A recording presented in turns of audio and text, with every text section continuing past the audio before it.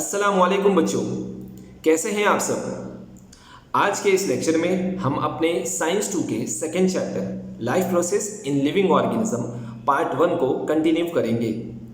आगे बढ़ने से पहले हम ये देख लेते हैं कि अब तक इस चैप्टर में हमने किन पार्ट को स्टडी किया था। प्रीवियस लेक्चर में हमने इस चैप्टर को स्टार्ट किया था और दो टॉपिक कवर किए थे। पहला टॉपिक था living organism and life process, दूसरा टॉपिक था living organism and energy production का। अब पहले टॉपिक में हमने ये देखा था कि किस तरह से किसी लिविंग ऑर्गेनिज्म को सस्टेन करने के लिए या सर्वाइव करने के लिए बहुत सारे डिफरेंट काइंड्स के लाइफ प्रोसेस पे डिपेंड करना पड़ता है। अब वो लाइफ प्रोसेस ऑटोमेटिकली तो परफॉर्म होते नहीं हैं, उनको परफॉर्म करने के लिए एनर्जी की रिक्वायरमेंट होती है और हम सब जानते हैं कि एनर्जी हमें फूड से मिलती है। हम किसी भी तरह का फूड खाएं, हमें बेसिकली 6 टाइप के न्यूट्रिएंट्स मिलते हैं। उन 6 न्यूट्रिएंट्स में से कार्बोहाइड्रेट, फैट, प्रोटीन्स को हमने एनर्जी गिविंग न्यूट्रिएंट्स के तौर पर देखा था। फिर हमने ये भी देखा था कि किस तरह से सर्कुलेशन प्रोसेस को यूज़ करके हम इन न्यूट्रिएंट्स को एनर्जी प्रोडक्शन के लिए सेल में पहुंचाते हैं। अब हम ये भी जानते हैं कि सिर्फ न्यूट्रिएंट से एनर्जी का प्रोडक्शन नहीं होता। हमने देखा था कि किस तरह से एनर्जी प्रोडक्शन के लिए ऑक्सीजन की भी रिक्वायरमेंट होती है। तो हम सेलुलर रेस्पिरेशन में जहां हम एनर्जी का प्रोडक्शन करते हैं, वहां हम ऑक्सीजन को भी सर्कुलेशन प्रोसेस के थ्रू ब्लड में एब्जॉर्ब करके पहुंचाते हैं। फाइनली न्यूट्रिएंट्स और ऑक्सीजन पहुंचने के बाद सेलुलर रेस्पिरेशन होता है और वहां एनर्जी का प्रोडक्शन होता है। तो ये हमारा पहला टॉपिक था जो मैंने अभी यहाँ पर रिवाइज किया हूँ। इसके साथ ही साथ हमने पहले टॉपिक में ये भी देखा था कि वो कौन से फूड कंपोनेंट्स हैं जिसके थ्रू हम इन न्यूट्रिएंट्स को गेन कर सकते हैं। इसके साथ ही साथ हम अब ये देखेंगे सेकेंड टॉपिक में कि किस तरह से सेलुलर रेस्पिरेशन को यूज़ करके हम एनर्जी का प्रोडक्शन करते हैं। तो उसे भी हम यहाँ पे रिवाइज कर लेते हैं। हम सब जानते हैं कि सेलुलर रेस्पिरेशन बॉडी के सेल में होता है और वहाँ उसके 2 प्रोसेस होते हैं, मतलब उसके 2 तरीके होते हैं। पहले एरोबिक रेस्पिरेशन और दूसरा एनएरोबिक रेस्पिरेशन। एरोबिक रेस्पिरेशन का फ़ायदा ये है कि हमें ज़्यादा अमाउंट ऑफ एनर्जी प्रोड्यूस होकर के मिलता है। एनर्जी प्रोडक्शन के लिए सेलुलर रेस्पिरेशन में हमने 3 स्टेप को देखा था। पहला स्टेप आप सब जानते होंगे ग्लाइकोलाइसिस का था, जिसे हमने ईएमपी पाथवे का नाम भी दिया था। ग्लाइकोलाइसिस के बाद दूसरा स्टेप था ट्राइकार्बोक्सिलिक एसिड साइकिल का, जिसे हम क्रेब्स साइकिल के नाम से भी जानते हैं। और तीसरा और फाइनल स्टेप था इलेक्ट्रॉन ट्रांसफर चेन रिएक्शन। और इस तरह से इन 3 स्टेप को यूज़ करके हम फाइनली सेल के अंदर एनर्जी को प्रोड्यूस करते थे। यही सारी इन्फॉर्मेशन हमने अब तक के दोनों टॉपिक में गेन की है। इसके साथ ही साथ हमने टेक्स्ट बुक के फ्लो चार्ट भी देखे थे और ये भी देखा था कि किस तरह से एनएरोबिक रेस्पिरेशन में भी एनर्जी का प्रोडक्शन होता है। अगर मैं उसे यहाँ पर रिवाइज करूँ तो आपको याद होगा कि हमने एरोबिक रेस्पिरेशन में सबसे पहले 6 कार्बन का जो कंपाउंड होता था उसे हम 3 कार्बन के कंपाउंड में कन्वर्ट करते थे और इसी का नाम ग्लाइकोलाइसिस था। एक्चुअल में हम पायरुविक एसिड में कन्वर्ट करते थे। पायरुविक एसिड से ही ग्लाइकोलाइसिस के ही प्रोसेस में एसिटिल कोएंजाइम ए का एक एंजाइम प्रोड्यूस होता था एंड देन फिर वो हमारे दूसरे वाले स्टेप में एंटर करता था। दूसरे वाले स्टेप में एसिटिल कोएंजाइम ए को हम साथ ही साथ डाइजेस्ट करने के साथ या उसको यूज़ करने के साथ केमिकल रिएक्शन होते थे और वहाँ पर हमने देखे थे कि कार्बन डाइऑक्साइड एंड वाटर का प्रोडक्शन होता था। फाइनली तीसरे वाले स्टेप में इलेक्ट्रॉन ट्रांसफर चेन रिएक्शन में एनर्जी का प्रोडक्शन हमें एटीपी के मॉलिक्यूल के फॉर्म में होता था।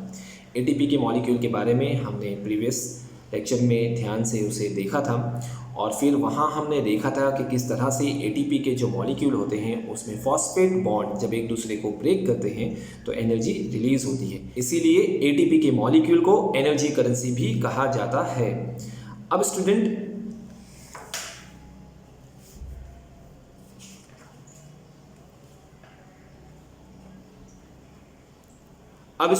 इस सारे रिवीजन के बाद हम अपने इस चैप्टर को आगे बढ़ाते हैं और देखते हैं कि हमारे पास आज के लिए कौन से टॉपिक स्टडी करने के लिए हैं। इस वक्त स्क्रीन पे आप इस चैप्टर का तीसरा topic energy from different food components को देख रहे हैं। मतलब कि इस टॉपिक में हमें ये पढ़ना है कि दूसरे फूड कंपोनेंट्स जैसे कि प्रोटीन्स और लिपिड से यानी कि फैट से किस तरह से एनर्जी गेन होती है। हमने बेसिकली एनर्जी को गेन करने के लिए जो स्टेप पढ़े थे उसमें हमने कार्बोहाइड्रेट को यूज़ किया था। तो हमने अपने पहले लेक्चर में ये देखा कि कार्बोहाइड्रेट को यूज़ करके किस तरह से एनर्जी गेन किया जाता है और उससे कितनी एनर्जी मिलती है। अब हम आज के इस टॉपिक में देखेंगे कि दूसरे फूड कंपोनेंट्स जैसे कि प्रोटीन्स और लिपिड्स को और विटामिन्स वगैरह को यूज़ कैसे किया जाता है। तो इस वक्त आप अपनी स्क्रीन पे जो पैराग्राफ देख रहे हैं, इस फर्स्ट वाले पैराग्राफ में हम प्रोटीन के बारे में इंफॉर्मेशन गेन करेंगे और ये देखेंगे कि प्रोटीन से कैसे और किस फॉर्म में एनर्जी मिलती है।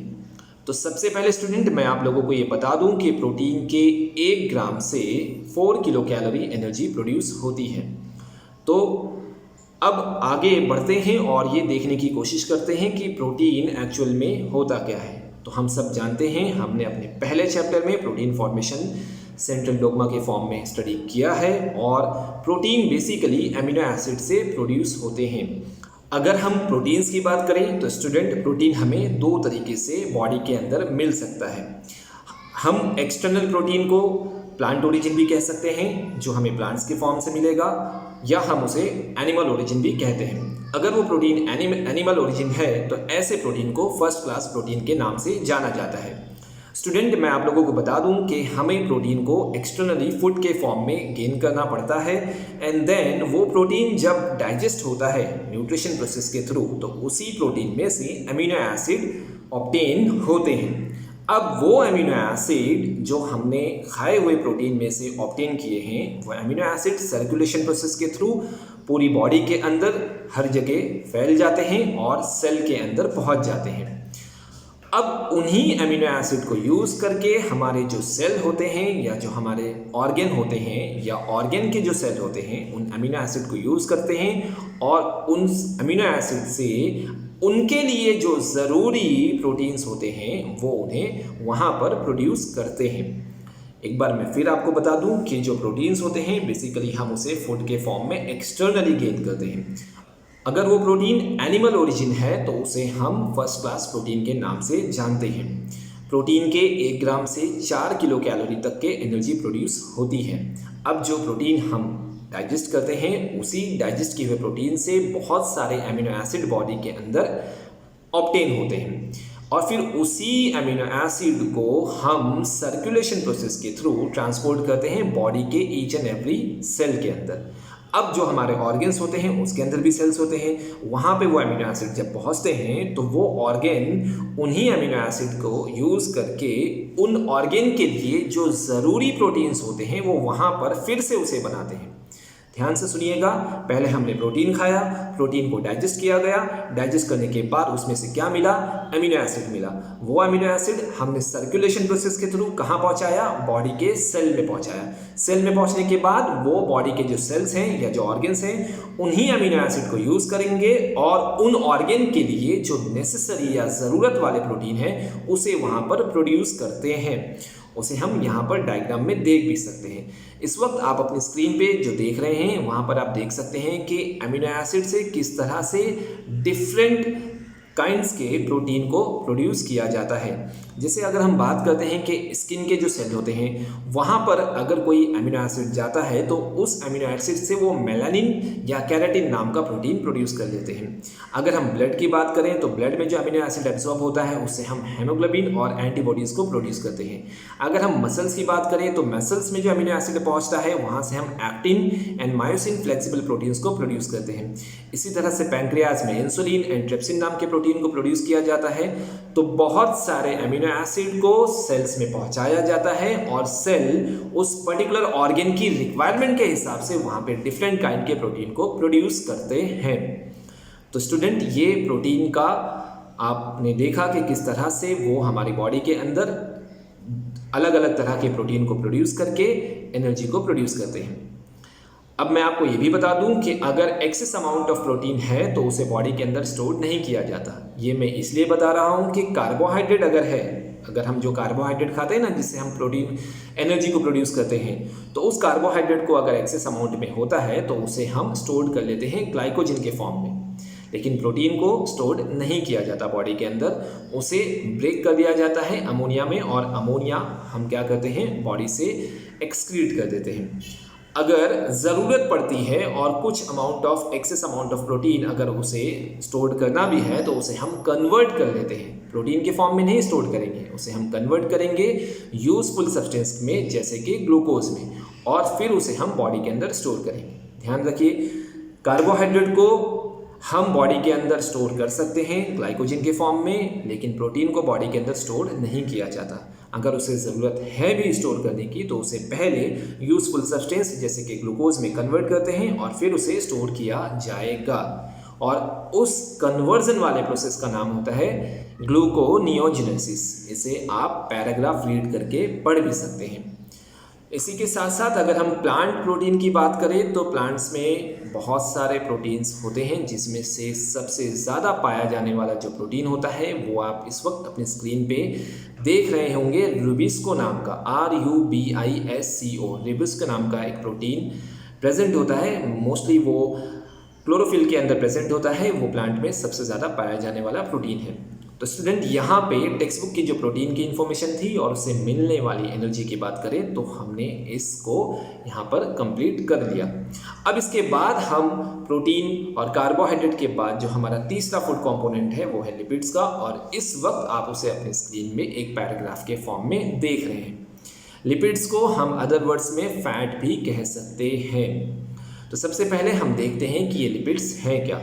अगर आप अपनी टेक्स्ट बुक के इस स्क्रीन पे जो टेक्स्ट बुक का पैराग्राफ दिख रहा है वहाँ पर फर्स्ट लाइन को देखेंगे तो वहाँ ये बताया गया है कि स्पेसिफिक केमिकल बॉन्ड जो होते हैं वो फैटी एसिड और अल्कोहल के बीच में बनते हैं, और उस केमिकल बॉन्ड की वजह से बनने वाले सब्सटेंस को ही लिपिड्स कहा जाता है। फैटी एसिड जिससे फैट बनता है, जैसे अमीनो एसिड से प्रोटीन बनता है तो फैटी एसिड से क्या बनेगा, फैट बनेगा। तो फैटी एसिड और एक और सब्सटेंस अल्कोहल, दोनों के बीच में जब केमिकल बॉन्ड होता है तो वहाँ पर लिपिड्स का प्रोडक्शन होता है। अब हम जब इस लिपिड्स को, यानी जब हम एक्सटर्नल फूड के सोर्स से जब हम लिपिड्स को गेन करते हैं तो जब हम उसे कंज्यूम करेंगे तो कंजप्शन का मतलब होता है कि हमने उसे वापस से डाइजेस्ट किया है किसके अंदर, फैटी एसिड से। जैसे प्रोटीन को खाया था तो अमीनो एसिड मिला था, तो जब हम लिपिड्स को खाएंगे तो उससे क्या मिलेगा, फैटी एसिड और अल्कोहल, क्योंकि लिपिड बना ही इन दोनों से है ना। प्रोटीन किससे बना था, अमीनो एसिड से, तो जब हम प्रोटीन को डाइजेस्ट कर रहे थे तो उससे अमीनो एसिड निकला था। अब लिपिड किससे बना है, अल्कोहल से और किससे, फैटी एसिड से। अब हम जब लिपिड्स को डाइजेस्ट करेंगे तो स्टूडेंट उस डाइजेशन से मिलने वाला क्या है, फैटी एसिड मिलेगा और अल्कोहल मिलेगा। अब वो जो फैटी एसिड होते हैं वो ब्लड में एब्जॉर्ब होकर के सर्कुलेशन प्रोसेस के थ्रू जहाँ उनकी रिक्वायरमेंट होती है सेल्स के अंदर, वहाँ उन्हें पहुँचा दिया जाता है, और उसी फैटी एसिड से डिफरेंट काइंड के डिफरेंट सब्सटेंस को प्रोड्यूस किया जाता है जो उन सेल के लिए या ऑर्गन्स के लिए ज़रूरी होते हैं। आइए कुछ एग्जांपल्स देख लेते हैं कि फैटी एसिड कौन कौन से टाइप के सब्सटेंस को प्रोड्यूस करते हैं। इस वक्त आप अपनी स्क्रीन पे जो पैराग्राफ देख रहे हैं उसके अगर फोर्थ लाइन को ऑब्जर्व करें तो यहाँ पर आप एग्जाम्पल देख सकते हैं कि इन एग्जाम्पल्स में आपको एक नाम दिखेगा फॉस्फोलिपिड्स का। अब ये फॉस्फोलिपिड्स क्या होता है, फॉस्फोलिपिड्स प्लाज्मा मेम्ब्रेन बनाने के काम आता है। तो ये फॉस्फोलिपिड्स प्लाज्मा मेम्ब्रेन बनाता है, लेकिन इस फॉस्फोलिपिड को कौन बनाता है, तो इस फॉस्फोलिपिड को लिपिड्स प्रोड्यूस करते हैं। वो लिपिड्स जो हमें कहाँ से मिले हैं, ओरिजिनल जो हमने लिपिड्स यानी फैट खाया ना, उससे जो फैटी एसिड निकले थे तो उससे हमें ये फॉस्फोलिपिड्स मिलते हैं। इसके अलावा भी अगर हम एग्जांपल्स में देखें तो fatty acids are use for producing hormones बहुत सारे, जैसे कि progesterone, estrogen, testosterone, aldosterone etcetera. और हमारा जो नर्व सेल होता है जिसके बारे में आपने 9th स्टैंडर्ड में पढ़ा है, उसका जो एक्सॉन होता है, उसका बीच में जो सेंट्रल एक कॉर्ड जैसा होता है, उस कॉर्ड को कवर करने के लिए भी जो चीज़ बनती है वो लिपिड्स से ही बनती है। और मैं आपको ये बात बता दूं कि जिस तरह से कार्बोहाइड्रेट से हमने देखा था कि उसके 1 ग्राम से 4 किलो कैलोरी एनर्जी प्रोड्यूस होती थी, प्रोटीन्स के 1 ग्राम से भी 4 किलो कैलोरी का प्रोडक्शन हमने देखा था, लेकिन यहाँ हम देख रहे हैं कि लिपिड यानी कि फैट के 1 ग्राम को अगर हम कंज्यूम करें तो 9 किलो कैलोरी वो प्रोड्यूस कर सकता है एनर्जी के फॉर्म में। तो स्टूडेंट, इस वाले पैराग्राफ में हमने लिपिड्स यानी कि फैट्स को देखा कि किस तरह से वो डाइजेस्ट होकर के फैटी एसिड प्रोड्यूस करेगा और फैटी एसिड से डिफरेंट काइंड्स के मॉलिक्यूल भी प्रोड्यूस होते हैं और बहुत से इंपॉर्टेंट हार्मोन भी प्रोड्यूस होते हैं। और साथ ही साथ हमने ये भी देखा कि उसके 1 ग्राम से 9 किलो कैलोरी का एनर्जी का प्रोडक्शन हो सकता है। तो यहाँ पे स्टूडेंट अब तक हमने आज के इस टॉपिक में तीसरा टॉपिक जो स्टार्ट किया था उसमें सबसे पहले प्रोटीन को कवर किया, प्रोटीन के बाद फैट को कवर किया। हम तीसरे टॉपिक में ये देख रहे हैं कि हमें एनर्जी दूसरे फूड कंपोनेंट से कैसे मिलती है। ये हमारा तीसरा टॉपिक है, energy from different food components. तो इस टॉपिक में हमने प्रोटीन कवर किया और फैट यानी कि लिपिड्स को कवर किया है।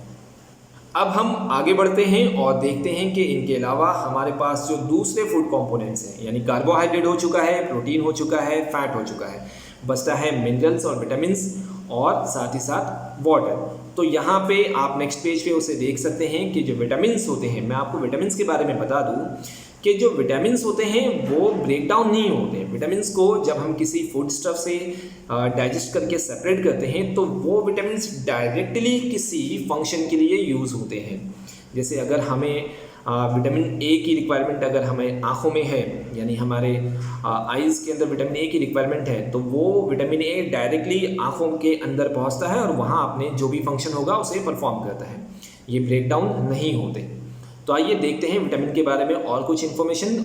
सबसे पहले वही लाइन पढ़ते हैं जो मैंने अभी आपको बताया कि विटामिन जो होता है is essential for proper operation of various process in the body. Proper operation का मतलब एक पर्टिकुलर फंक्शन के लिए ही यूज़ किया जाता है। और हम सब जानते हैं, लोअर स्टैंडर्ड में हमने पढ़ा है कि 6 टाइप के जो विटामिन होते हैं, A, vitamin B, vitamin C, vitamin D, vitamin E and K. इसमें से जो 4 टाइप के विटामिन हैं, यानी vitamin A, D, E and के, ये फैट सॉल्युबल होते हैं और बाकी के विटामिन बी और सी ये वाटर सॉल्युबल है। मतलब ये कि स्टूडेंट हम विटामिन को 2 टाइप में डिवाइड कर सकते हैं। टोटल 6 मेन टाइप के विटामिन होते हैं, vitamin A, B, C, D, E and K. इसमें से vitamin A, D, E and K को फैट सॉल्युबल हम कह सकते हैं और बी और सी जो होता है वो वाटर सॉल्युबल है। अब ये विटामिन्स पर्टिकुलर फंक्शन परफॉर्म करते हैं और सर्कुलेशन प्रोसेस के थ्रू इन सारे विटामिन्स को बॉडी के सेल्स में पहुंचाया जाता है या जहां इनकी रिक्वायरमेंट होती है उन्हें पहुंचाया जाता है। एग्जाम्पल्स की अगर हम बात करें तो हमने क्रेब्स साइकिल में और ग्लाइकोलाइसिस के प्रोसेस में देखा था कि NADH2 और FADH2 के कुछ मॉलिक्यूल वहाँ प्रोड्यूस हो रहे थे। तो स्टूडेंट मैं आपको बता दूं कि NADH2 और FADH2 के मॉलिक्यूल को प्रोड्यूस करने के लिए विटामिन्स का ही यूज़ होता है। मतलब कि इन पर्टिकुलर फंक्शन को परफॉर्म करने के लिए हमारे पास विटामिन का यूज़ होता है। और ये भी देख लेते हैं कि वो कौन से विटामिन हैं। FADH2 को प्रोड्यूस करने के लिए राइबोफ्लेविन, विटामिन B2 और NADH2 को प्रोड्यूस करने के लिए विटामिन B5 जिसका नाम है निकोटिनामाइड, ये विटामिन्स यूज़ होते हैं।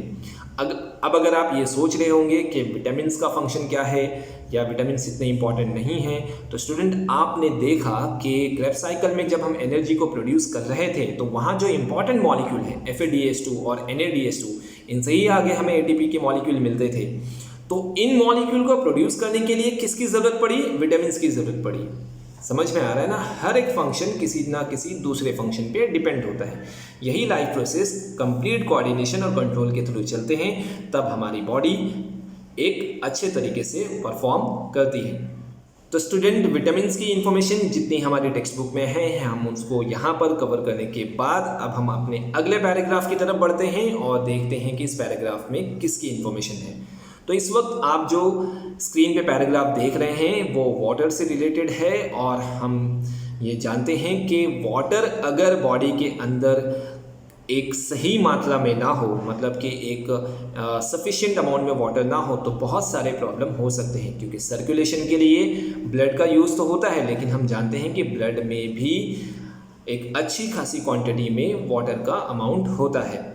तो यहाँ हम देख सकते हैं कि 65 to 70% जो होता है वो वाटर होता है हमारी बॉडी में, और हर सेल का जो हमारा बॉडी का ईच सेल होता है उसका 70% भी वाटर कंटेन करता है। इवन जो ब्लड प्लाज्मा होता है उसके अंदर भी 90% क्या होता है? वाटर होता है। तो स्टूडेंट ये वाटर बहुत ज़रूरी है। इन सभी परसेंट को देख करके आपको अंदाज़ा लग गया होगा कि वाटर जो है वो बॉडी में कितना इम्पॉर्टेंट है। अगर थोड़ा से भी अमाउंट ऑफ वाटर लेस हो जाए तो बॉडी का कंप्लीट फंक्शन जो है वो डिस्टर्ब हो जाता है। इसलिए water is an essential nutrient, यानी कि अदर न्यूट्रिएंट्स जो एनर्जी को तो प्रोड्यूस करते हैं ठीक है, लेकिन उनके साथ ही साथ वाटर भी एक ज़रूरी न्यूट्रिएंट है। इसके बिना दूसरे फंक्शन सही तरीके से नहीं हो पाएंगे। अब यहाँ पर हमने carbohydrate, fat, protein, vitamins, water के बारे में इंफॉर्मेशन तो ले ली और हमने ये भी देखा कि कौन सा फूड न्यूट्रिएंट किस तरह से एनर्जी को प्रोड्यूस करता है और कौन से फूड न्यूट्रिएंट्स को एनर्जी के प्रोडक्शन के लिए नहीं बल्कि डायरेक्टली किसी पर्पस के लिए यूज़ किया जाता है, जैसे कि विटामिन्स एंड वाटर को। अब हम इस चैप्टर के एक इम्पॉर्टेंट टॉपिक की तरफ बढ़ते हैं जिसका नाम है cell division and essential life process. ये टॉपिक इस चैप्टर का आखिरी टॉपिक है। इस टॉपिक को ख़त्म करने के बाद हमारा सेकेंड चैप्टर भी कंप्लीट हो जाएगा। ध्यान से सुनिएगा, सेल डिवीज़न एक इम्पॉर्टेंट टॉपिक है। ह्यूमन बॉडी की बात करें या प्लांट बॉडी की बात करें या लिविंग ऑर्गेनिज्म की बात करें तो कोई भी लिविंग ऑर्गेनिज्म सेल डिवीज़न से ही बनता है। हम सब जानते हैं कि सेल डिवाइड नहीं होगा तो फिर बॉडी के जो पार्ट्स होते हैं वो भी ग्रोथ नहीं करेंगे और हम भी प्रोड्यूस नहीं हो सकते। तो स्टूडेंट, मैं आप लोगों से रिक्वेस्ट करूंगा कि छोटी छोटी इन्फॉर्मेशन के लिए आप इस टेक्स्ट बुक के पैसेजेस को ज़रूर रीड करिएगा। आइए हम सेल डिवीज़न के टॉपिक को स्टार्ट करते हैं। अब स्टूडेंट, हम ये तो जान चुके हैं कि सेल डिवीज़न से ही एक नया ऑर्गेनिज्म प्रोड्यूस हो सकता है। तो मैं आपको ये भी बता दूं कि हमारे बॉडी के अंदर दो टाइप के सेल डिवीज़न होते हैं। एक का नाम माइटोसिस है और एक का नाम है मियोसिस।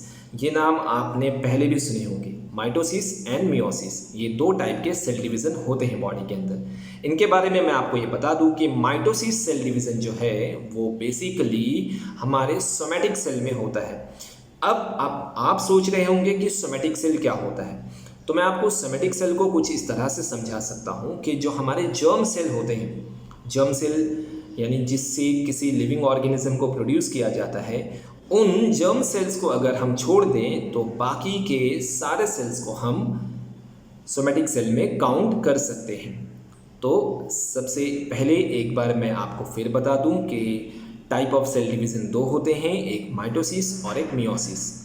माइटोसिस सेल डिवीज़न किस में होता है? सोमैटिक सेल्स में होता है और स्टेम सेल में होता है। मैंने आपको सोमैटिक सेल बताया कि जो जर्म सेल्स होते हैं, जिससे जर्म सेल्स का मतलब जिससे किसी लिविंग ऑर्गेनिज्म को प्रोड्यूस किया जाता है, जहाँ से वो प्रोड्यूस होना स्टार्ट होता है। तो जर्म सेल्स को अगर हम हटा दें तो बॉडी के सारे सेल्स को हम सोमैटिक सेल्स में काउंट कर सकते हैं। अगर हम स्टेम सेल की बात करें तो स्टेम सेल के एक स्पेशल टाइप के सेल्स होते हैं जो बॉडी में पाए जाते हैं, जिससे हम किसी दूसरे ऑर्गन को भी प्रोड्यूस कर सकते हैं। स्टेम सेल के बारे में हम अपने इसी साइंस में आगे स्टडी करेंगे। आपको यहाँ पे ध्यान ये रखना है कि दो टाइप के सेल डिवीज़न होते हैं, माइटोसिस और मियोसिस। माइटोसिस कहाँ होता है? बोलिए। माइटोसिस होता है, हाँ बोलिए, सोमैटिक सेल में और स्टेम सेल में। और मियोसिस कहाँ होता है? तो meiosis occurs in germ cells, यानी रिप्रोडक्शन के टाइम पे मियोसिस का प्रोसेस होता है। और एक बार जब जर्म सेल्स बन जाता है तो उसके बाद बॉडी के अंदर माइटोसिस का प्रोसेस कंटिन्यूसली चलते रहता है। आइए हम देखते हैं कि किस तरह से माइटोसिस का प्रोसेस होता है। प्रोसेस को स्टार्ट करने से पहले स्टूडेंट, मैं आपको ये भी याद दिला दूं कि आपको सेल के बारे में बेसिक इन्फॉर्मेशन पहले से ही होगी। जैसे कि हम सब जानते हैं cell wall, cell membrane, nucleus, cytoplasm और दूसरे ऑर्गेनल्स के बारे में। तो हम यहाँ पर उन्हीं कुछ ऑर्गेनल्स को यूज़ करके सेल डिवीज़न को समझने की कोशिश करेंगे। अब स्टूडेंट, हम अपने सेल डिवीज़न के प्रोसेस को स्टार्ट करने जा रहे हैं और माइटोसिस के प्रोसेस में मैं आपको ये बता दूं कि हम ये देखेंगे कि किस तरह से एक सिंगल सेल डिवाइड होकर के दो डॉटर सेल्स में कन्वर्ट हो जाता है और जो जेनेटिक मटेरियल होता है वो अपने पेरेंट सेल से मैच करता है। मैं आपको ये भी बता दूं कि माइटोसिस प्रोसेस के अंदर जब सेल डिवाइड होता है तो जो डॉटर सेल्स प्रोड्यूस होते हैं उनका जेनेटिक मटेरियल अपने पेरेंट सेल से मैच करता है। मियोसिस में ये बात नहीं होती, लेकिन माइटोसिस में हम डॉटर सेल्स को उसके पेरेंट सेल्स से मैच करके देखेंगे तो वो सेम होते हैं। माइटोसिस को कंप्लीट करने के लिए हम मेन 2 स्टेप को यूज़ करते हैं, यानी कि mitosis cell division basically 2 main step पे डिपेंड है। सबसे पहला जो स्टेप है वो है कैरियोकाइनेसिस, जिसे हम न्यूक्लियर डिवीज़न के नाम से जानेंगे। एक बार फिर से नाम सुन लीजिए। पहला स्टेप ये है कैरियोकाइनेसिस, जिसे टेक्स्ट बुक में आप ढूंढ सकते हैं, और दूसरा जो स्टेप है साइटोकाइनेसिस, जिसको साइटोप्लाज्मिक डिवीज़न भी कहते हैं। एक बार मैं फिर आपको रिपीट कर दूं कि माइटोसिस का जो कंप्लीट प्रोसेस है उसे कंप्लीट करने के लिए 2 स्टेप में वो प्रोसेस कंप्लीट होता है। पहला स्टेप का नाम होता है कैरियोकाइनेसिस और दूसरे स्टेप का नाम है साइटोकाइनेसिस। अब कैरियोकाइनेसिस को आसान भाषा में न्यूक्लियर डिवीजन का नाम से याद किया जाएगा और साइटोकाइनेसिस को साइटोप्लाज्मिक डिवीजन से याद किया जाता है। अब जो पहला वाला स्टेप है कैरियोकाइनेसिस, मतलब न्यूक्लियर को डिवाइड करने वाला स्टेप, उसको कंप्लीट करने के लिए 4 स्टेप लगते हैं या 4 फेज यूज होते हैं। कैरियोकाइनेसिस मतलब जब न्यूक्लियर डिवाइड होता है तो उसको कंप्लीट करने के लिए 4 फेज कौन से हैं उसे हम यहाँ पर सबसे पहले देख लेते हैं। उसके बाद ईच स्टेप में क्या क्या प्रोसेस होता है उसे मैं अपने तरह से समझाने की कोशिश करूँगा, और मैं ये भी कोशिश करूँगा कि आपको एक वीडियो के ज़रिए भी उसे समझा सकूँ। तो वो 4 स्टेप आपके सामने यहाँ पर prophase, metaphase, anaphase and telophase के नाम से है। अब ये 4 फेज कहाँ होते हैं बच्चों, ज़रा याद करिए। ये 4 फेज होते हैं कैरियोकाइनेसिस। कैरियोकाइनेसिस क्या होता है? न्यूक्लियर डिवाइड करने का प्रोसेस होता है। ये न्यूक्लियर डिवीजन का प्रोसेस किसके अंदर हो रहा है? माइटोसिस सेल डिवीजन के अंदर। याद आ रहा है ना? मैं इस तरह से एक बार फिर रिपीट कर देता हूँ। माइटोसिस सेल डिवीजन को कंप्लीट करने के लिए कितने स्टेप लगेंगे? 2 स्टेप लगेंगे। कौन से 2 स्टेप? पहला स्टेप बोलिए कैरियोकाइनेसिस, दूसरा स्टेप बोलिए साइटोकाइनेसिस। कैरियोकाइनेसिस का आसान वर्ड बोलिए, न्यूक्लियर को डिवाइड करना यानी कि न्यूक्लियर डिवीजन, और साइटोकाइनेसिस का आसान वर्ड साइटोप्लाज्मिक डिवीजन। एक बार जब न्यूक्लियर डिवाइड हो जाता है तो साइटोप्लाज्म जो होता है वो ऑटोमेटिकली 2 पार्ट में डिवाइड हो जाता है, वो इतना बड़ा फेज नहीं है। हम पहले वाले स्टेप यानी कि जब न्यूक्लियर को डिवाइड करेंगे, कैरियोकाइनेसिस को 4 फेज में कंप्लीट करेंगे। वो 4 फेज के नाम prophase, metaphase, anaphase and telophase है। तो आइए बच्चों बढ़ते हैं अपने पहले फेज की तरफ, प्रोफेज पे। तो स्टूडेंट, प्रोफेज में जब सेल डिवाइड होना स्टार्ट होता है तो सबसे पहले सेल के अंदर जो हमारा क्रोमोसोम्स होते हैं वो एक थ्रेड के जैसे, धागे के जैसे स्ट्रक्चर्स में पतले पतले एकदम बारीक से होते हैं। उसको सबसे पहले हम कंडेंस करेंगे। कंडेंस का मतलब होता है कि प्रोफेज के अंदर उसे कंडेंसेशन प्रोसेस में ला करके उसे हम थोड़ा थिक करते हैं, और साथ ही साथ उनकी जो लेंथ होती है वो भी शॉर्ट हो जाती है। तो प्रोफेज के अंदर बेसिकली थिन स्ट्रक्चर जो क्रोमोसोम्स के होते हैं उसे हम थिक एंड शॉर्ट में कन्वर्ट करते हैं, और वो वहाँ पर जब वो थिक एंड शॉर्ट हो जाते हैं तो वो अपने ही जैसे क्रोमोसोम्स के साथ पेयरिंग फॉर्म करते हैं, जिसे हम सिस्टर क्रोमेटिड्स के नाम से जानेंगे। अब उस स्ट्रक्चर को इस वक्त आप अपने पेज पे 2.5 जो डायग्राम है क्रोमोसोम्स का, उस फॉर्म में उसे देख सकते हैं। बिल्कुल इसी तरह से स्ट्रक्चर हमारे प्रोफेज में बनता है, और सारे क्रोमोसोम्स इसी तरह से स्ट्रक्चर बना करके सिस्टर क्रोमेटिड्स के साथ एक दूसरे से ज्वाइन हो जाते हैं। उसके बाद जो सेंट्रियोल्स होता है वो अपने आप को डुप्लीकेट करता है। सेंट्रियोल्स को मैं ये कह सकता हूँ, जो न्यूक्लियस के अंदर का जो सेंट्रियोल होता है वो 2 होते हैं, और वो दोनों सेंट्रियोल मूव होते हैं opposite pole of the cells, यानी एक अगर नॉर्थ की तरफ जा रहा है तो एक साउथ की तरफ जाएगा। दोनों अपोजिट पोल में जाने के बाद जो न्यूक्लियर का जो मेम्ब्रेन होता है, यानी न्यूक्लियस के ऊपर का जो मेम्ब्रेन होता है वो भी डिसअपियर हो जाता है। तो प्रोफेज को अगर मैं फिर रिवाइज करूं तो स्टूडेंट, प्रोफेज में हमने ये देखा कि जो थिन थ्रेड लाइक क्रोमोसोम्स थे वो स्टार्ट में क्या हुए, कंडेंसेशन प्रोसेस के थ्रू थिक हुए और शॉर्ट हुए, जिसे हम यहाँ देख सकते हैं 2.5 डायग्राम में, और बाद में वो अपने सिस्टर क्रोमेटिड्स के साथ पेयरिंग फॉर्म करके अपीयर हो जाते हैं। उसके बाद जो सेंट्रियोल्स होते हैं वो सेंट्रियोल्स अपोजिट डायरेक्शन में मूव करते हैं, और उसी के साथ ही साथ हमारा न्यूक्लियस का जो मेम्ब्रेन होता है, जिसे न्यूक्लियर मेम्ब्रेन कहा जाता है, वो भी डिसअपियर हो जाता है। तो प्रोफेज में हमने ये देखा। प्रोफेज के बाद हम सेकेंड फेज की तरफ बढ़ते हैं, डेट इज मेटाफेज।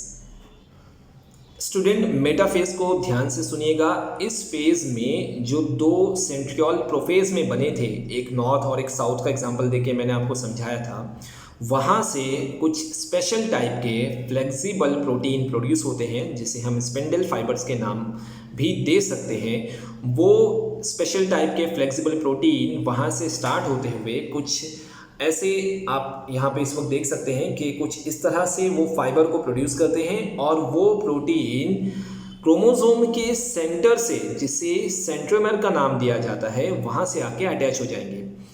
तो मैं आपको फिर बता दूं कि मेटाफेज में सबसे पहले होता ये है कि जो हमारे क्रोमोसोम्स होते हैं, जो फर्स्ट वाले फेज प्रोफेज में न्यूक्लियर मेम्ब्रेन को डिसअपियर करने के बाद थिक एंड शॉर्ट हो गए थे, वो एक सेल के सेंटर में पैरेलल हो जाएंगे, एकदम बीच में आ जाएंगे, और फिर जो दो सेंट्रियोल्स बने थे, एक नॉर्थ और एक साउथ में, वहाँ से स्पेशल टाइप के कुछ फाइबर, स्पिंडल फाइबर्स रिलीज होते हैं, और वो रिलीज होते हुए क्रोमोसोम के सेंटर में पहुंचते हैं, जिसे हम नाम देते हैं सेंट्रोमेर का।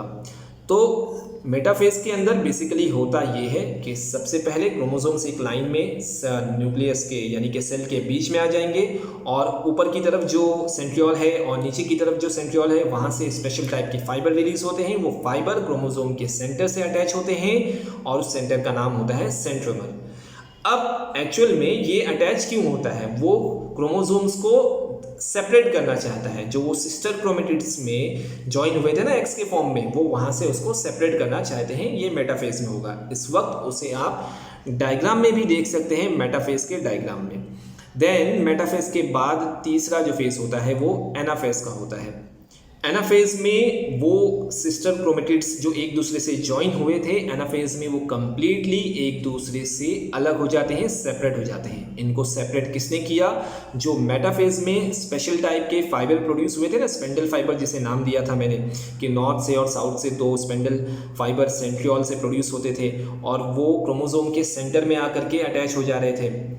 तो स्टूडेंट, उसी स्पेशल फाइबर ने इस क्रोमोसोम को सेपरेट कर दिया है अलग अलग सिस्टर क्रोमेटिड्स के फॉर्म में, और फाइनली वो जो क्रोमोसोम्स होते हैं वो अपने अपने पोल की तरफ, यानी जो क्रोमोसोम्स एक लाइन में आए थे उसमें से अगर मैं इसे यहाँ समझाने की कोशिश करूँ तो समझ लीजिए, अगर ये क्रोमोसोम्स आपको दिख रहा है तो वो इस तरह से सेपरेट होगा। एक क्रोमोसोम का जो सिस्टर क्रोमेटिड है वो ऊपर की तरफ चले जाएगा और एक नीचे की तरफ चला जाएगा। इसका सेपरेशन का जो कंप्लीट फेज है वो एनाफेज में होता है। आप पैराग्राफ को पढ़ेंगे तो आपको और अच्छे से समझ में आ जाएगा। एनाफेज में क्रोमोसोम को सेपरेट करने के बाद ये सारे क्रोमोसोम यानी जो क्रोमेटिड्स हैं वो हमारे अपोजिट पोल्स में चले जाते हैं, एंड फाइनली जो टेलोफेज है, चौथा वाला फेज, सेल न्यूक्लियस को डिवाइड करने में चौथा वाला फेज है टेलोफेज। तो देखते हैं कि टेलोफेज में क्या प्रोसेस होता है। टेलोफेज के अंदर स्टूडेंट एक्चुअल में जो पहला वाला फेज था, प्रोफेज, उसका अपोजिट काम होता है। पहले फेज में हमने देखा था कि न्यूक्लियस के अंदर के जो थिन और लॉन्ग टाइप के जो पतले पतले क्रोमोसोम थे थ्रेड के जैसे, वो थिक एंड शॉर्ट हुए थे। टेलोफेज में वो वापस से वैसे ही हो जाते हैं। जो क्रोमोसोम्स हमने एनाफेज में सेपरेट किए थे ना, ऐसे एक सिस्टर क्रोमेटिड्स जो यहाँ से सेपरेट होकर के एक ऊपर गया था, एक नीचे आया था, तो वो वापस से थिन हो जाएगा और लॉन्ग हो जाएगा, इनविजिबल जैसे धागे जैसे स्ट्रक्चर में वापस से कन्वर्ट हो जाएगा। तो ये टेलोफेज का काम है। आप यहाँ उसे देख भी सकते हैं, रीड कर सकते हैं। The chromosomes which have reached at opposite poles of the cell now start to decondense, due to which they again become thread like, thin and invisible. Nuclear membrane is formed around each set of chromosomes reached at pole. Thus, two daughter nuclei are formed in a cell. Nucleolus also appears in each daughter nucleus. Spindle fibers completely disappear. तो इस 4 line के paragraph से student हमको ये समझ में आया कि टेलोफेज के अंदर जो नॉर्थ एंड साउथ यानी अलग अलग पोल्स पे जो सिस्टर क्रोमेटिड्स पहुँचे थे वो उनको फिर से थिन करेंगे और इनविजिबल जैसे स्ट्रक्चर में कन्वर्ट करेंगे, और ऑटोमेटिकली वहाँ पर फिर से क्या मेम्ब्रेन क्रिएट होगा? न्यूक्लियर मेम्ब्रेन क्रिएट होगा, और साथ ही साथ वहाँ पर 2 डॉटर न्यूक्लियाई भी फॉर्म होंगे, और वहाँ पर आपने जो स्पिंडल फाइबर प्रीवियस फेजेस में देखे थे वो कंप्लीटली टेलोफेज के अंदर डिसअपियर हो जाएंगे। स्टूडेंट, हम कोशिश करेंगे कि हम डायग्राम के वीडियो के थ्रू भी इसे समझ सके आसानी से। तो इन चारों फेज के साथ साथ हमारा step number 1 karyokinesis nuclear division का जो था वो कंप्लीट होता है। इसके बाद वाले पैराग्राफ में हम साइटोकाइनेसिस को जिसे हमने साइटोप्लाज्मिक डिवीजन का नाम दिया था, आप उसे डायग्राम में देख सकते हैं कि 2 डॉटर न्यूक्लियाई जब एक दूसरे से कंप्लीटली न्यूक्लियस डिवाइड हो जाता है तो किसी साइटोप्लाज्म से वो अटैच होते हैं। अब उनका जो साइटोप्लाज्मिक डिवीजन है वो डीप होते जाता है, बढ़ते जाता है और फाइनली 2 सेल्स क्या हो जाते हैं, अलग हो जाते हैं।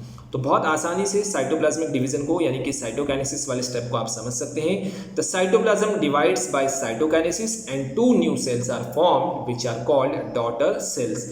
In this process, a notch is formed at the equatorial plane of the cell which deepens gradually and thereby 2 new cells are formed. ये पैराग्राफ की लाइन थी जिसे मैंने आपके लिए रीड कर दिया। मैं उसे कुछ इस तरह से समझा सकता हूँ कि ये हमारे 2 डॉटर न्यूक्लियाई थे, इनके बीच का जो नॉच है वो डीप होते जाता है, बढ़ते जाता है, बढ़ते जाता है और बीच के अंदर का जो साइटोप्लाज्मिक मटेरियल होता है वो कम्प्लीटली 2 सेल में डिवाइड हो जाता है, जिसे इस वक्त आप अपनी स्क्रीन पे भी देख सकते हैं। तो स्टूडेंट, इन चारों फेज और साइटोप्लाज्मिक डिवीजन के बाद हमने माइटोसिस का जो सेल डिवीजन था वो कंप्लीट कर लिया। एक बार मैं फिर बता दूं, माइटोसिस सेल डिवीजन कहाँ होता है? जर्म सेल्स को छोड़ करके हमारी बॉडी के सब सेल में हो सकता है, जिसे हम सोमेटिक सेल का नाम देते हैं। अब माइटोसिस सेल डिवीजन कितने स्टेप में हो रहा था? 2 स्टेप में। पहला वाला स्टेप कैरियोकाइनेसिस मतलब के न्यूक्लियर डिवीजन, दूसरा वाला स्टेप साइटोकाइनेसिस मतलब साइटोप्लाज्मिक डिवीजन। कैरियोकाइनेसिस को हमने 4 फेज में कंप्लीट किया। पहला फेज प्रोफेज, उसके बाद मेटाफेज, एनाफेज और टेलोफेज। प्रोफेज में हमने कंडेंस किया, थिक एंड शॉर्ट किया और उसको सिस्टर क्रोमेटिड्स के साथ ज्वाइन कर दिया और प्रोफेज के अंदर ही न्यूक्लियस का जो मेम्ब्रेन था वो भी डिसअपियर हो गया था। मेटाफेज के अंदर हम उसको इक्वेटोरियल प्लेन पे लाते हैं और स्पेंडल फाइबर क्रिएट करने की कोशिश करते हैं जो कि सिस्टर क्रोमेटिड्स के सेंट्रोमेयर के साथ आकर के ज्वाइन हो जाता है। एनाफेज के अंदर हम सिस्टर क्रोमेटिड्स को वापस से सेपरेट कर लेते हैं और वो दोनों अपोजिट डायरेक्शन में चले जाते हैं। टेलोफेज के अंदर उन्हीं सिस्टर क्रोमेटिड्स को फिर से हम थिन करते हैं और इनविजिबल स्ट्रक्चर में कन्वर्ट करते हैं और साथ ही साथ हम न्यूक्लियस का जो मेम्ब्रेन है उसे भी रिकवर कर लेते हैं और फाइनली वो 2 डॉटर न्यूक्लियाई में एक दूसरे से बन जाते हैं और अटैच होते हैं। फिर हम साइटोप्लाज्म को डिवाइड करके 2 कंप्लीट सेल्स को बना सकते हैं। तो यहाँ पर मैंने उसे शॉर्ट में डिवाइड भी किया हूँ और आपसे मैं ये उम्मीद करता हूँ कि आप पैराग्राफ भी रीड करेंगे और इस पूरे वीडियो को भी देखेंगे। Mitosis. In this module, you will learn about mitosis. Mitosis is a process of cell division that makes possible regeneration of body parts. To elaborate, mitosis is the separation of nuclear chromosomes into 2 identical daughter nuclei. It is divided into 4 key phases: prophase, metaphase, anaphase, and telophase. An additional phase called cytokinesis occurs after the complete nuclear division. Before a dividing cell enters mitosis, it undergoes a period of growth and rest. This period is called interphase. In interphase, the genetic material of a cell increases. Prophase. During prophase, the chromatin condenses and becomes short and thick to form chromosomes. Each chromosome has 2 sister chromatids joined together at the centromere. The nucleolus disappears and the nuclear membrane starts to break down. The centrosomes, each with a pair of centrioles, move apart to the opposite poles, forming a spindle between them.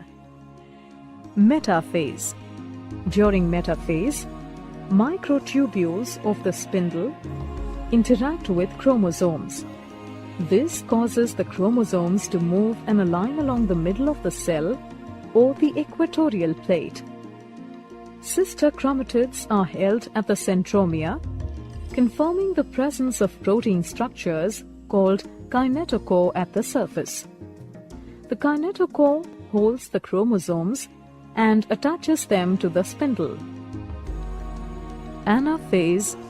During anaphase, the sister chromatids separate at the kinetochores, and the daughter chromosomes, along with the divided centromere, move towards the opposite poles as the microtubule shortens. The poles of the spindle also move apart and help to separate the chromosomes. As the chromosomes separate completely into two sets, one at each pole, anaphase is considered complete. Telophase. During telophase, the daughter chromosomes arrive at the pole and the chromatin starts to decoil. Also, the nuclei reform along with nucleoli. This triggers the reformation of the nuclear membrane. Cytokinesis. Cytokinesis is the partition of the cytoplasm. In animals, a cleavage furrow appears in the plasma membrane, which deepens and divides the cytoplasm into two daughter cells, each containing a nucleus. In plants, new cell wall formation is triggered at the center of the cell by the formation of a cell plate. The cell plate grows outwards till it meets the existing wall, resulting in two daughter cells. In this module, you have learned mitosis is the process of separation of nuclear chromosomes into two identical daughter nuclei. Mitosis cell division के बाद अब student हमारे पास है meiosis cell division, और हम सब जानते हैं कि मियोसिस सेल डिवीजन कहाँ होता है? जर्म सेल्स में होता है। अब ये जर्म सेल्स को अगर मैं आपको समझाने की कोशिश करूँ तो जब कोई लिविंग ऑर्गेनिज्म प्रोड्यूस होता है तो उस टाइम पे जो सेल बनते हैं उसे हम जर्म सेल्स कहते हैं। तो मियोसिस में एक्चुअल में दो पार्ट होते हैं, मियोसिस पार्ट 1 और मियोसिस पार्ट 2, जिसे इस वक्त आप अपनी स्क्रीन पे देख रहे होंगे। मियोसिस पार्ट 1 में भी 4 फेज होते हैं, प्रोफेज, मेटाफेज, एनाफेज, टेलोफेज में। तो मैं मियोसिस को कुछ इस तरह से समझा सकता हूँ कि उसके जो दो मेन स्टेज हैं, मियोसिस पार्ट 1 और मियोसिस पार्ट 2। मियोसिस पार्ट 1 में एक सेल प्रोसेस को फॉलो करते हुए, चारों फेज को फॉलो करते हुए दो हैप्लॉइड सेल्स के अंदर वो फॉर्म होता है। मतलब मियोसिस पार्ट 1 में एक सेल दो हैप्लॉइड सेल के अंदर कन्वर्ट होगा, और फिर उसके बाद हमारा स्टेप नंबर 2 आएगा, मियोसिस पार्ट 2। उसमें भी हम चारों फेज यूज़ करेंगे, prophase, metaphase, anaphase and telophase. और फाइनली मियोसिस पार्ट 2 के अंदर हम पहले वाले स्टेज में, यानी कि मियोसिस पार्ट 1 में जो दो डॉटर हैप्लॉइड सेल्स बनाए थे, उन हैप्लॉइड सेल्स को यूज़ करते हुए हम 4 सेल यहाँ पे प्रोड्यूस करते हैं। तो स्टूडेंट, मियोसिस का प्रोसेस बिल्कुल वैसे ही फेज को फॉलो करते हुए होता है। बस मियोसिस और माइटोसिस में ये फ़र्क है कि माइटोसिस से जो सेल डिवाइड होता है वो एक सेल से 2 सेल बनते हैं और उनके अंदर का जेनेटिक मटेरियल अपने पेरेंट सेल से मैच करता है।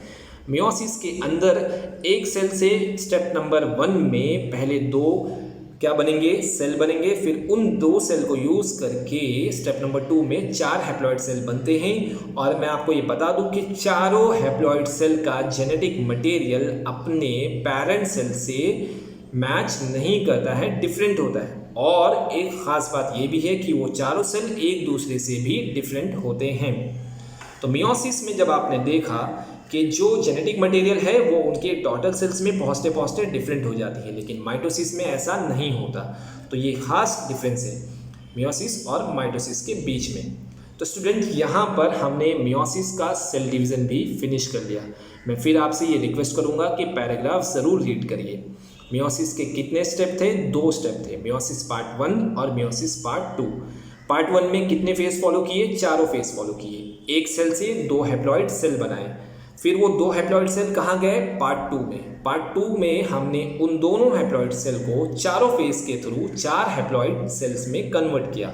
चारों हैप्लॉइड सेल अपने पेरेंट सेल से मैच नहीं करेंगे, इनका जेनेटिक मटेरियल और पेरेंट सेल का जेनेटिक मटेरियल मैच नहीं होता, और वो चारों भी एक दूसरे से मैच नहीं होते। ये मियोसिस था। माइटोसिस में जो जेनेटिक मटेरियल पेरेंट सेल का होता है वही जेनेटिक मटेरियल डॉटर सेल का होता है। ये खास डिफरेंस है सेल डिवीज़न के अंदर। तो स्टूडेंट मैं ये उम्मीद करता हूँ कि सेल डिवीज़न भी आपको समझ में आया होगा और सेल डिवीज़न से ही लिविंग ऑर्गेनिज्म प्रोड्यूस होते हैं। यहाँ पर ये चैप्टर ख़त्म होता है और इसके साथ ही साथ हम साइंस 2 के सेकेंड चैप्टर को फिनिश कर चुके हैं। मैं ये उम्मीद करता हूँ कि आपको ये सारे प्रोसेस डिवीज़न वगैरह के समझ में आए होंगे। अब हम मिलते हैं अपने नेक्स्ट लेक्चर में, तब तक के लिए अस्सलाम।